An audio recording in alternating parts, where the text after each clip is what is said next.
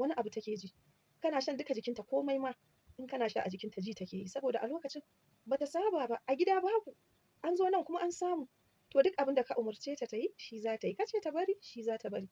To an zo kai baka iya shan nono ba, kana jin kyama ko kana ganin menene ai wannan na ɗana ne ba sai na taɓa ba, in an zo nan guri kaza kana ga ai yanzu mun zama ɗaya, meye zai kai ni in je ina mata wannan abu, da na yi mata tun tana waje, yanzu an shigo ciki wannan hidima ai na gama shi, na gama da ita ai tunda dai tuntuni ta san haka nake wane wane. To ba haka bane,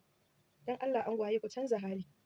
yanda za a yi macenka take maka biyayya ta so ka, kullum ta ji tana ƙara son ka akan soyayyan da take maka, shi ne yanda za ka ƙara mata kullum in ka zo neman ta a matsayinta na matarka, in dare ya yi da zarar kun yi wanka, ku riƙa yin wanka sau biyu ma shawara ce, saboda in kuka yi wankan nan kuka zo ka kwanta, ƙanshi kaɗai ya ishe ka, ka ji kana son matsowa kusa da ita, to wannan ƙanshin na turare da daɗi, to zai sa ka ji kaman ka cinye ta da baki, to in ka zo ai da bakin dama za ka cinye ta ba wai da surutu ba, a'a bakin za ka kama, ka sha iya ƙarfinka, ka sha in ma bata iya ba daga nan har ta iya, ka riƙe leɓen bakinta ka sha, ba wai fa ka cije ta ko ka gutsure shi ba, a'a ka san wasu har da na ƙauyanci suke yi, harcenta in ka kama ka sha ka sha,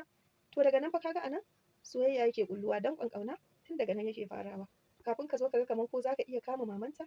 in har ka riƙe mata wata ma kana riƙe mata bakin nono ka gama da ita, ba sai ka kai ga wai sai ka yi wani matse-matse ka wahalshe ta ba, a'a kana riƙe mata bakin nonon nan tana ihu tana ihu, wata ba ta ihu,